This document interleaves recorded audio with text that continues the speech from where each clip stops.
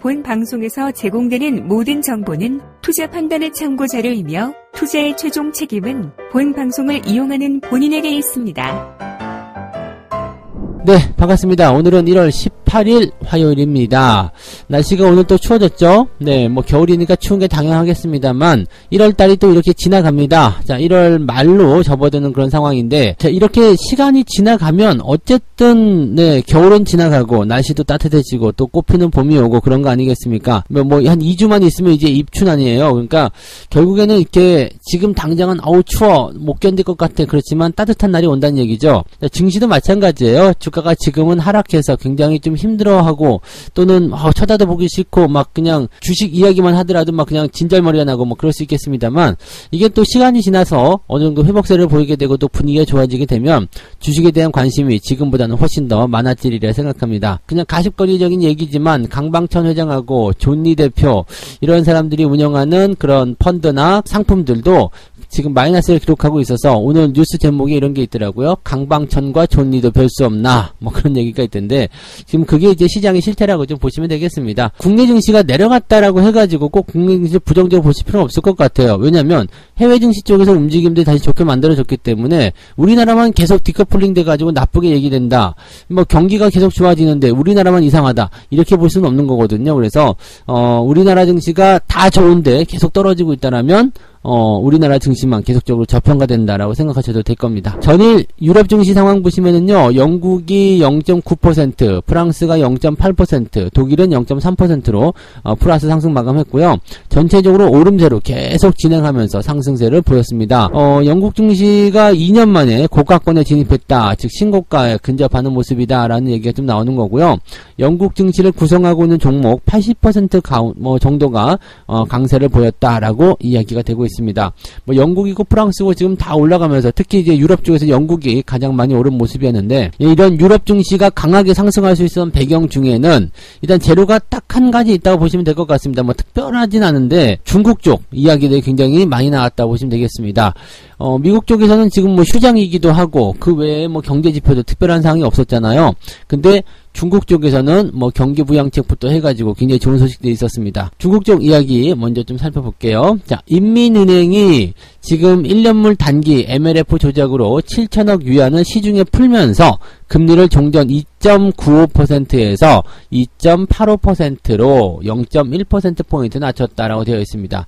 이 MLF라는 것이 이제 중기 유동성 지원 창구라고 이제 뭐 보시면 되겠는데, 쉽게 얘기하면 이제 뭐 대출이죠. 대출인데 단기 대출 창구에 대한 어떤 조작이라고 하는 건 뭐 말이 좀 그렇긴 한데, 조절을 통해서 뭐 시장에 좀 돈을 풀었다 이렇게 얘기가 되는 거죠. 그래서 금리가 일단 내려갔다 이렇게 보시면 되겠습니다. 뭐 다 어렵게 생각하실 거 없고, 금리가 내려갔다. 21개월 만에 MLF 금리를 인하했다라는 소식이 시장에 긍정적이 된 거죠. 어쨌든 금리가 인하되었다라는 것도 시장에 돈을 풀었다라는 거, 이게 제일 중요한 포지션이라고 좀 보시면 되겠습니다. 시장에 돈을 풀었다는 것만으로도 일단 경기 부양이다라고 볼 수가 있는 내용이 되겠죠. 그래서 그 내용으로 참고하시면 될 것 같고요. 지금 그 중국 주요 경제 통계를 보게 되시면 12월 소매 매출액이 시장 예상을 하회했다. 그러니까 시장에서 이제 소매 매출이 감소했다라는 것은 그만큼 이제 소비가 위축되었다라는 어떤 내용을 좀 보시면 되겠죠. 그러니까 요런 내용들 때문에 지금 중국 소비가 좀 부진하다라는 쪽으로 평가가 되는 거고요. 그러기 위해서는 이제 이것을 타개하기 위해서 중국 당국이 경기 지원책을 마련했다, 이런 식으로 얘기가 되는 겁니다. 그래서 오히려 주가가 좀 상승하는 흐름을 보였습니다. 경제 지표가 안 좋게 나오니까 경기 부양책이 나온다 해가지고 주가가 더 올라가는 모습이 나타나는 모습이고요. 자, GDP 증가율 같은 경우도 4%로 집계가 됐습니다. 이 GDP 증가율 같은 경우는 예상치가 3.6% 정도였거든요. 근데 이것을 제법 좀 크게 웃도는 모습이 좀 나타났죠. 근데 4분기라고만 치면 지금 뭐 4%대, 이 중국 같은 경우는 지금 GDP 증가율이 막 6%대를 찍네, 뭐 7%대를 찍네, 막 그랬었던 부분이기도 하고요. 이 코로나에서 막 회복이 되어가는 과정이기 때문에 실질적으로 좀 낮은 성장률이다라고 좀 볼 수가 있잖아요. 그러니까 뭐 미국 같은 경우도 뭐 3%가 올라가네, 4%가 올라가네, 뭐 이런 상황이었는데 중국이 4%다 그러면은 자 조금 부진한 거 아니야, 이런 식의 느낌이긴 합니다. 그렇지만 네, 어쨌건 그래도 좀 낮게 나타났다고 하더라도 예상치보다는 높게 나타났고요. 그 다음에 서서히 회복을 좀 보이고 있는 모습 아니겠느냐, 이런 식으로 분석이 되고는 있습니다. 자, 어쨌건 경기를 부양시키기 위해서 중국이 이제 여러 가지 지원책들을 좀 쏟고 있다라는 거, 이 부분 중요할 것 같고요. 중국의 이런 경기 부양책은 당분간은 지속될 것으로 예상되고 있습니다. 왜냐하면 경기가 좋아지고 있다라는 것을 어느 정도는 피부속으로 좀 느껴야지 되거든요. 왜냐면 저게 있잖아요. 시진핑의 연임. 그게 있기 때문에 연 초반에 가장 많이 신경을 쓰고 있는 것이 중국의 경기가 아니겠는가. 또 이제 피부로 느껴지는 그런 경기 회복, 이런 것들이 가장 중요한 대목일 것이다 라고 보시면 되겠습니다.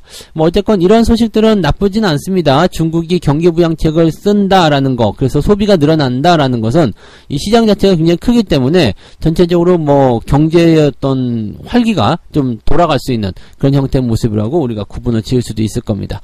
어쨌건 이러한 내용들, 뭐 나쁜 소식은 없었어요. 그래서 어제 같은 경우도 아시아 증시들 쪽에 보시면 베트남을 제외하고는 거의 대부분 다 올라가는 모습이었고요. 그 다음에 유럽 증시 같은 경우가 이번에 또 많이 올라서 마무리됐기 때문에 국내 증시가 어제 하락한 것에 대한 반등을 어느 정도 만들어줄 수 있지 않겠느냐, 이런 식으로 예상을 좀 해볼 수는 있겠습니다. 어느 정도 나올 것인지 좀 지켜봐야 되겠죠. 다행히도 그래도 뭐 금융투자 쪽에서 매수가 좀 들어오는 모습 좀 있었고 하기 때문에 오늘은 수급부터 해서 주가의 반등 정도를 좀 기대를 해보면 좋을 것 같다 생각이 좀 듭니다. 자, 두 번째 이야기 넘어갈게요. 자, LG 에너지 솔루션이 오늘 청약입니다. 3천만원을 넣으면 몇 주를 받을 수 있겠는가? 제 생각에 3천만원 넣어서는 한 주도 못 받습니다. 그래서 뭐 보통 한 1억 넘게 넣어야 되지 않겠느냐라는 생각을 좀 하고는 있는데, 그만큼 이제 경쟁력이 좀 많을 거다, 경쟁률이 치열할 거다라고 얘기가 되는 부분이겠죠. 자, LG 에너지 솔루션이 18일과 19일 이틀간 개인 투자자들을 대상으로 해서 청약을 진행한다라고 되어 있습니다.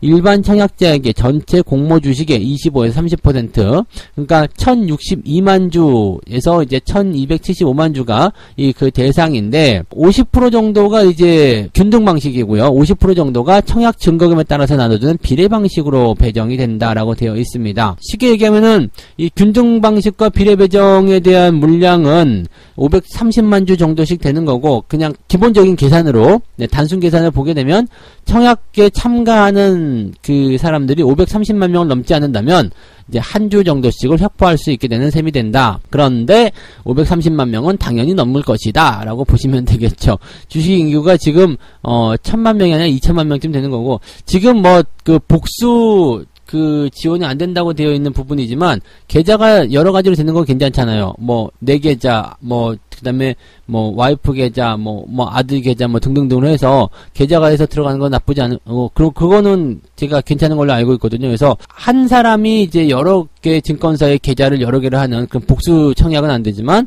이제 계좌를 여러 개 나눠 가지고 하는 것은 가능하다라고 보는 거죠. 그러니까 사람이 여러 명이 되면 된다, 이렇게 보시면 되는 겁니다. 그래서 실제적으로 이제 청약 참가자가 530만 명을 넘지 않을 가능성은 없을 것이다라고 보시면 될 것 같고요. 그러면 이제 그렇게 되면은 받기가 좀 어렵지 않겠느냐라는 상황이 좀 되는데, 일단 뭐 돈이 많으면 받을 수 있겠죠. 물량이 많은 KB증권에 여윳돈이 많다면 청약을 하면 된다. 물량이 지금 486만 주 정도로 가장 많이 있는데, 일반 가입자의 최고 청약 한도는 16만 2천 주다. 이렇게 되어 있죠. 그래서 우대 가입자의 경우는 최대 300%까지 청약이 가능하다. 그러니까 청약 한도 16만 2천 주를 이제 신청을 하게 되면 금액이 어떻게 돼요? 이게 주당 30만원씩이니까 이렇게 되면 단위가 많아서 계산이 좀 힘들 수도 있겠다. 그죠? 네, 굉장히 많아요. 그 금액을 많이 쏟아 부어야 되겠죠? 그러니까 30만원을 10만 주를 하게 되면 얼마가 되는 거예요? 하여튼 많습니다. 많기 때문에 이 정도 자금을 집어넣게 되면 일단은 뭐 어느 정도 청약은 받으실 수가 있겠죠. 물론 이걸 풀로 갖다 땡겨서 받으시는 분도 있을 것 같기는 해요. 근데 그런 분들은 이제 일반인 중에서는 별로 없을 것 같다라고 생각이 좀 드는 거고요. 지금 일반 배정 물량은 25%, 그래서 뭐 지금 우리 사주에 대한 청약이 미달될 경우에 남은 물량은 또 일반 청약이 추가되기 때문에 청약은 최대 30%까지 늘어날 수 있는데, 우리 사주 청약이 미달될 가능성도 없다라고 보시면 되겠죠. 그러니까 지금 실제적으로 봤을 때 3천만 원 정도를 집어넣었을 때 우리가 받을 수 있는 부분들은 요행을 좀 바라는 수밖에 없을 것 같아요. 그죠? 요행을 바라서 그 청약자 수가 좀 적거나, 그죠? 경쟁률이 좀 떨어지거나, 아니면은 이게 운이 좀 좋아서 내가 순서를 받아서 들어오거나, 그런 정도, 아니면 정말 돈이 많거나, 그래야지 되지 않을까 싶습니다. 이거 1억 넣어서는 택도 없을 것 같은 느낌이긴 한데, 그래도 1억 정도 넣게 되면 한 주 정도는 받지 않을까. 지금 530만이니까 경쟁률이 어느 정도 돼야 돼요? 이게, 지금 경쟁률 같은 경우가 굉장히 높을 것 같은 생각이란 말이죠. 그러니까, 단순하게 200대1, 300대1, 이렇게 계산이 좀 돼야 되는 부분이 있겠습니다만, 이게 쉽지가 않을 것 같습니다. 주식을 많이 받기는 좀 어렵지 않겠는가 생각돼서 용돈벌이 정도로 진입하기에는 또 쏟아부어야 되는 금액이 상당히 많을 것 같고, 그래서 제 생각에는 일단 해보기는 해보시는데 적어도 그래도 1억 원 전후로는 이제 넣어보셔야 되지 않을까. 3천만 원 가지고는 주식 못 받으실 수도 있을 것 같아요. 그래서 아무래도 이제 눈치 싸움이 계속 늘어나지 않겠는가라고 생각이 좀 들어요. 그러니까 여기저기 이렇게 살펴보고 있다가 경쟁률이 좀 떨어진다라는 그런 쪽, 거기다 집어넣는 거죠. 근데 이제 대신증권이나 신영증권, 하이투자증권은 당일 만들어진 계좌로서는 청약이 불가능하다. 그러니까 오늘 만들어야지 내일 이 청약 마감이니까 오늘 만들어야지 내일 청약을 들어갈 수 있다는 얘기가 되는 거고요. 다른 증권사들은 당일 계좌도 청약에 참고할 수 있다라고 되어 있으니까 그거는 그렇게 참고하시면 되겠습니다. 그래서 신영증권이 하려고 했었는데 여기가 이제 그래도 인기가 좀 없어서 경쟁률이 좀 떨어질 것 같은데 라고 생각해서 그쪽에 집어넣으려고 하셨다라면 오늘 계좌를 무조건 만들어야지 청약에 참여할 수 있다. 이렇게 생각하시면 되겠습니다. 자, 어쨌건 이 LG 에너지 솔루션 때문에 돈들이 많이 묶여있을 것 같은 느낌이라서 시장의 거래량이 많이 줄어들게 되고 조금 민감한 반응이 좀 있을 것 같아요. 근데 이게 장이 올라가는 분위기면은 괜찮아요. 이 거래량이 좀 적을 때 시장 분위기가 좋으면 주가가 더 많이 튈 수가 있거든요. 그래서 오히려 이제 오늘 같은 날은 또 외국 시장의 분위기가 나쁘지 않았기 때문에 약간은 좀 튀어줄 수 있는 상황도 만들지 않을까 이렇게 생각도 해보는 부분이긴 하겠습니다. 자, 어쨌건 LG 에너지 솔루션에 대한 부분들은 돈을 조금 많이 준비하셔야지 될 것 같아요. 이제 경쟁률을 보긴 해야 되겠습니다만 쉽지는 않을 것 같습니다. 경쟁률이 역대 최고로 나오지 않을까라는 생각이 좀 드니까요.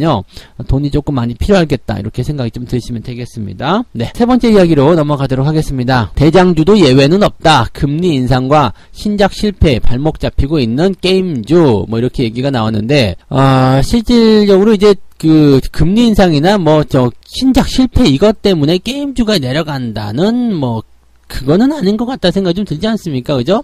그런 부분인 것 같기도 하고요. 그 다음에, 어쨌건 많이 올랐다라는 부분이 가장 이제 중요한 부분이긴 할 것 같기는 한데, 그렇다 치더라도, 일단은 주가에 대한 부분들이 떨어지고 있는 내용에 대한 이유는 조금 필요하지 않겠느냐, 라고 생각을 해볼 수는 있을 것 같기는 합니다. 그죠? 지금 봅시다. 일단은 대표적인 성장주 게임주가, 금리 인상 신작 실패, 급등세에 따른 되돌림으로 부진하고 있다. 이게 최근에 이제, NFT라든지 등등등을 가지고서 굉장히 이제 어떤 이목을 좀 많이 모았었던 그런 종목 중에 하나잖아요. 그래서 특히 게임주들이 이제 NFT라든지 메타버스라든지 이런 것에 이제 집중이 좀 되면서 주가가 많이 올라갔었던 모습이기도 합니다. 근데 새해 들어서 이제 게임과 관련된 종목군들이 가장 많이 떨어진 모습이고요. 지금 K 뉴딜 지수 중 가장 큰 낙폭을 기록한 게 이제 KRX 게임 K 뉴딜 지수다라고 되어 있고요. 여기에서 보면 이제 게임주 시가총액 상위 12종목으로 이제 이 지수가 구성되어 있기 때문에 주가 낙폭이 가장 컸다라고 보여질 수 있는 부분이 되겠죠. 지금 떨어지는 게임주 살펴보게 되시면은 크래프톤, 그 다음에 위메이드, 그 다음에 NC 소프트, 그 다음에 카카오 게임, 이제 펄 어비스, 등등등 그냥 여러분들이 들으면 아는 그런 종목들이라고 좀 보시면 되겠습니다. 그래서 그런 식으로 생각하시면 되겠는데, 쉽지는 않겠죠? 네, 그래서 요 부분들이 이제 떨어지고 있다. 그리고 이런 부분들이 이제 올라올 수 있겠는가, 거기에 대한 관심이 좀 높아질 수 있겠는데, 자, 일단 떨어진 이유 먼저 좀 살펴보도록 할게요.